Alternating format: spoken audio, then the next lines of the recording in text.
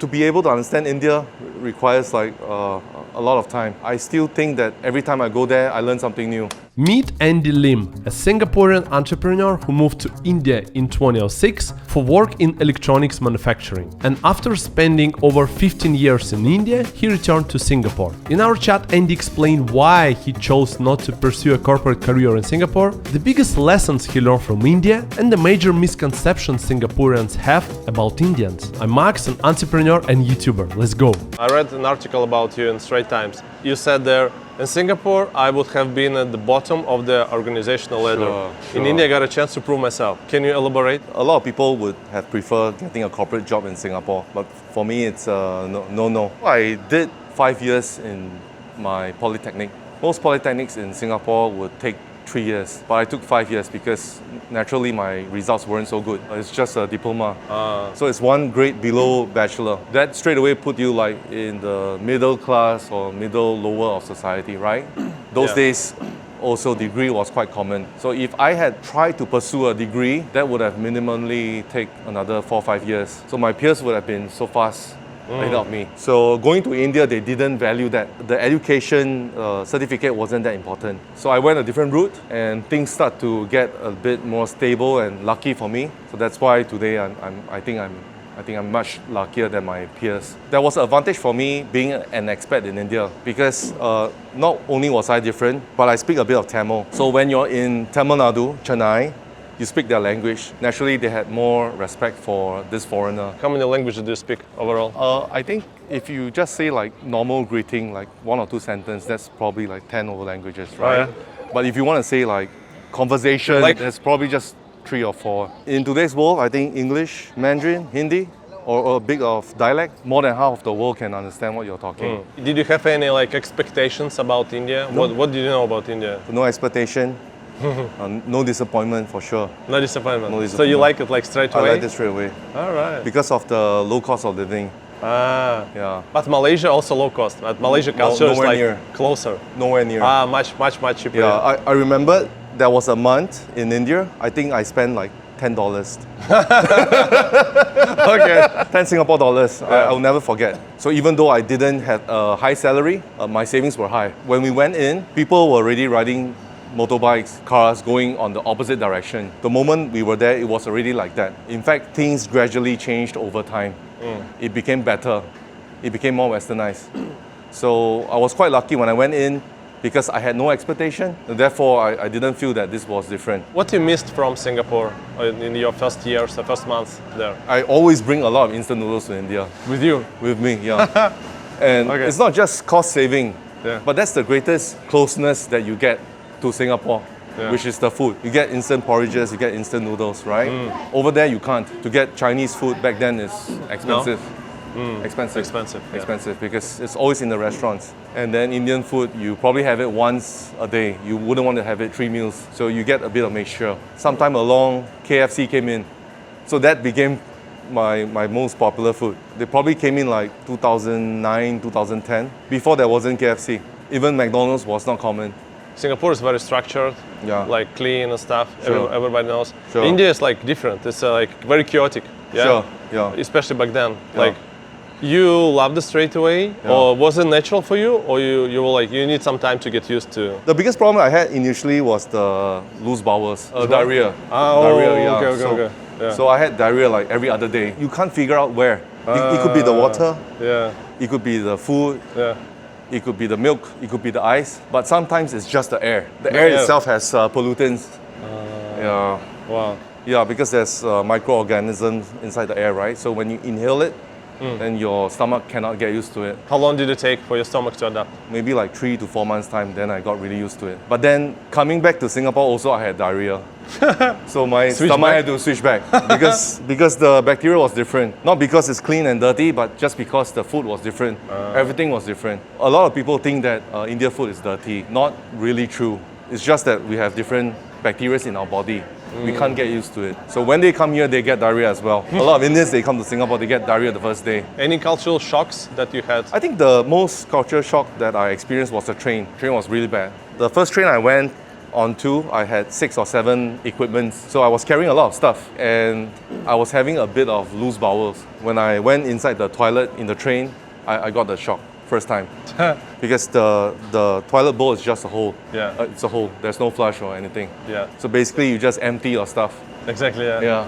Yeah. Now I'm not sure because I've not tried it for a long time. But back then it was all like that. And then you have people clinging on the side of the train and on top. For sure you have never seen that in Singapore. So that was quite a culture shock. I took a train like few times. After that, I didn't continue it. I stick with the cars and the aeroplanes. It was super safe. I always had a car when I drove. I don't lock my car. I can even leave my key inside and it's safe. You come back in the day, nobody takes it. Nobody even opens the door. But having said that, that's South India and somewhere away from the city. I can't say that for like, Delhi or Mumbai. Mumbai feels pretty safe to me. Right. I heard that Delhi is like more dangerous, more crime in Delhi. Right, more dangerous. And these days, I still travel to Pune. Pune is like 200 kilometers from Mumbai. Yeah, right so nearby. I still have that feeling that in Maharashtra, it's more rough. It's more rough. It's fast, the traffic is horrible. Yeah. People are more rough. They are always trying to cut each other and there's no way they will like try to help each other. Unlike the South. South, I see more like sentiments, I see more teamwork, I see people being more genuine. So I think I've sort of like distinguished that between the South and the North. How do you think your personality shaped due to these years in India? Super patient, super slow. In Singapore, in military, we had to serve the army or the air force. I was an officer, so I had a lot of people under me, right, example. So it's always about how to work people, make it fast, make things work like that. Not caring much about consequences, getting results, getting output. Number one is output. But in India, you can't. You have to work with them.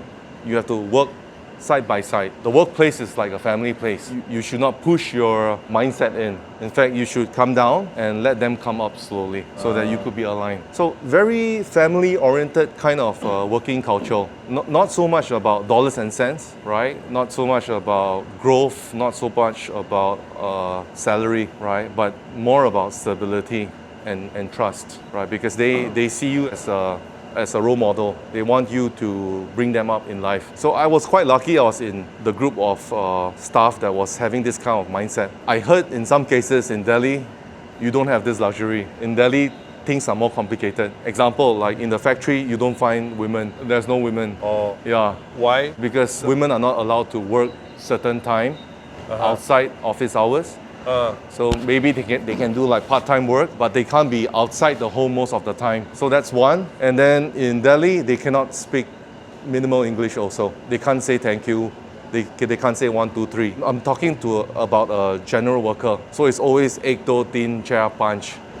Yeah, it's always Hindi. Whereas in the South, they speak more English actually. Everywhere in India that you go to, every culture is different. So Maharashtra, Mumbai is different. Delhi, Northern is different. So South is broken up into 4 or 5 different states. And they are all different. To be able to understand India requires like a lot of time. I still think that every time I go there, I learn something new. What's the biggest misconceptions about India in Singapore? I think those that come from India, e-passes. First thing you tell to a typical working adult here, they are here to steal our jobs, but not true. They are here to make a living. They also buy the HDB. They also pay for a high income tax. So it's not good to generalize India community. And plus, India is so big, right? And the second part is a lot of our construction workers are from India and Bangladesh. So without them, all these buildings and structures wouldn't be around. And if you go to the MRT stations, most of the people that are giving up seats to the elderly are the Indians. What do you think the biggest difference between Indians, Singaporeans, and Indians from India? Singapore Tamil, yeah. And Tamil, Yeah, right? yeah. They are already very much different. Here, again, it's very westernized. Fridays, Saturdays, party, dancing, clubbing, drinking. Over there, more home activities, waterfalls, nature, spending time on the beach, spending time with the family. There are many such occasions where they dance as a family. That means children, and elderly, children and old people, and then of course adults all dancing together. And it may not be a birthday, it may not be a marriage, just getting together and without alcohol. I think in Singapore, if you want to dance without alcohol, it's so difficult. It doesn't work. It doesn't work, right?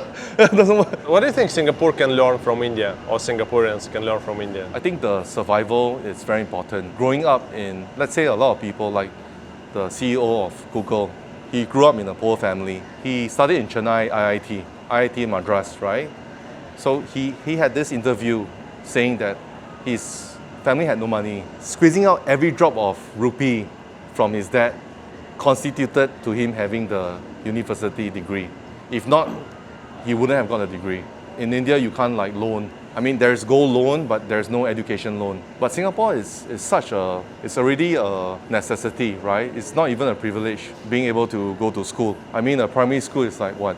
$15 after subsidies. Secondary school, maybe $30. So a lot of things are given to us like that. So if you lose it, you know it's okay. So whereas for India, they value all these things like super important. Somehow or rather, CV, resume is so important to them. So much so they tend to buy it or they tend to modify their own education, right? But that's also because this is so important to them. And then the more of the fighting spirit. Going to school itself is such a tough challenge day to day. And then having the backdrop of coming out from a poor family in India. But Singapore, I mean, our poorest is not poor. For sure, we don't have starvation. But in India, starvation is so common, right? Still.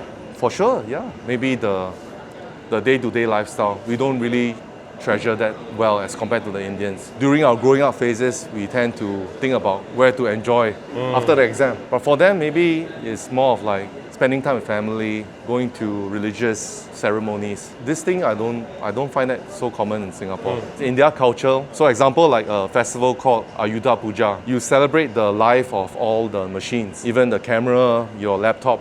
Oh wow. You celebrate them. You celebrate your vehicle. You would have seen it in Singapore. They hang some kind of flower on top of the van. They appreciate, they respect the livelihood given by the machine. So that's your place, right? Yeah, this is one of my restaurants. In Esplanade. It's amazing. Man. Yeah, it's like amazing the view. best. It's the best view. See, they even open up the boat rides over here. So you can grab a ride here and it can fetch you all the way to Clarke Quay for a minimum sum. A lot of Singaporeans, they don't know. Yeah. Because they would never consider that this is relaxed. But in some countries, this is a luxury. Is it like good and profitable to have restaurants in Singapore? I think during COVID, we were quite lucky because the borders kept Singaporeans from going outside. For 2-3 years of COVID, we were doing excellent. Until like after COVID, the borders reopened and then you had the global inflation coming up. Then I think the economy in Singapore started to be a little bit more stagnant. Plus, people became smarter. They'd rather drive 3 hours to Johor Bahru or 1 hour to Batam, and the cost would have been much cheaper. So some of my expats friends from Europe, they'll go to Batam on Friday or come back on Sunday. And these are the guys who used to sit in Boat Quay. They wouldn't be worried about the price. Yeah. But because of the situation in the economy right now, so they would rather pay for the flight or pay for the boat ride and have a more relaxed weekend outside. I think Singapore is going through some kind of restructuring. All this like nightlife and all this retail spending would take some time to come back. And even the tourism would take much longer. Because I go to Bangkok quite often. These guys are super competitive. Free visas, free this, free that. Yeah, exactly. For foreigners, Yeah. they try to take all the foreigners there. Yeah. Bangkok is crazy. Bali is also crazy. I think we will have a tough fight and competition if we compare to these places.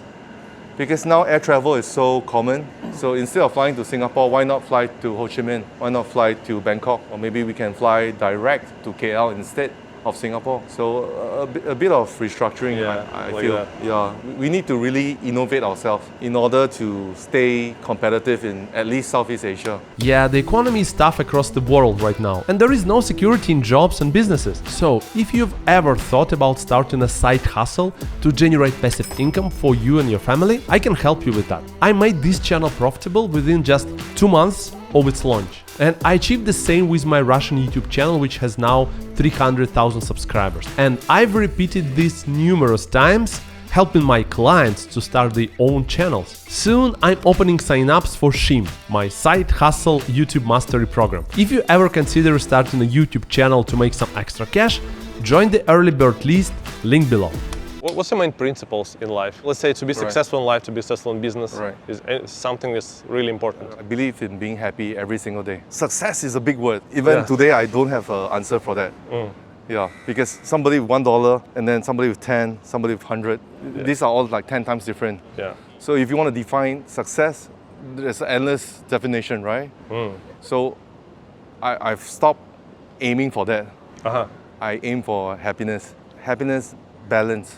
Yeah, that's probably more important. Balanced lifestyle, sports, family, friends, work. I can't define like 25%, 30%, but a bit of everything. Yeah. You got it from Indians? No, I don't think that. I got it from COVID. COVID, we were tough, right? The first 2 months, the restaurants were shut. It was almost depression because rentals were high. We were paying like $30,000 a month. So if you don't run, it's $30,000 running every month. So when COVID came out, then I started to realize that, hey, there's more things than making money, right? And ultimately, you need to be happy. Yeah, because if you're not happy, then any amount of money will not be satisfying. And then I start to work backwards. Like being happy, you don't actually need a lot of money.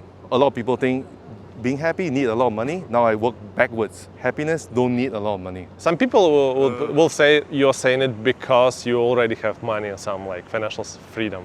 I mean, like compared, there's no definition of finance. It's so difficult to define that. If you have $1 million, you want to have 10. When you have 10, you want to have 100. And those people with 100, they're struggling to get 1B. So it's never gonna end. And then once you get into this race, you're just gonna make yourself more tired, right? So I realized that why join this race? And it's so easy, right? I mean, if you really wanna attain peacefulness and like what you said, financial freedom, then move to Cambodia lah, right? Move to a rural part of Indonesia lah. Yeah. If that was your aim, to be financial freedom, you can work backwards. You don't need $1 million. You don't need 10. What about your kids? They need to go to a nice school and then university. Yeah. Need so money for it. Don't think too far. My kid is in primary school right now, primary 1. So probably like Still have 15, time. yeah, a lot of time. So not thinking about so long for now. Yeah, just trying to be happy and enjoying each day itself, rather than thinking about what's going to happen later. What's going to happen this? Who's going to pay this? Who's going to pay that? Yeah. So it's more about letting things flow. Is your wife on the same page as you? Like attitude towards life? She grew up from a kampong, from a rural village in Johor called Sagamat, where most of our durians come from. I don't think she has a lot of materials expectation. And her dad passed away 3 years ago. I think she came to realize that maybe material stuff ultimately is not going to help. When the day comes, it comes, right? I sort of like realized that from India and from looking at this situation around me. And then now I came to be a bit smarter. Better enjoy today and tomorrow, man. What's the meaning of life for you? Death. Life equals death. Yeah. If you want to equate, really, if you want to put a mathematical calculation, life is death. The end game is death. So it's either you, no matter what you do, the end game is this. Yeah. Whatever we are doing right now, we are walking towards this direction. Yeah. This is confirmed. So like there is no meaning. The journey is the meaning, but journey. ultimately the end game, the destination is this. I think that also, because of COVID, I came to realize maybe it's a scandal or what, I'm not sure, but so many people died, right? Yeah, that's true. And it wasn't controlled by them. They didn't have the option to control that. I mean, the virus just came. And who are the people that died most? The elderly. Yeah. Of course, I'm not saying that tomorrow the world will end.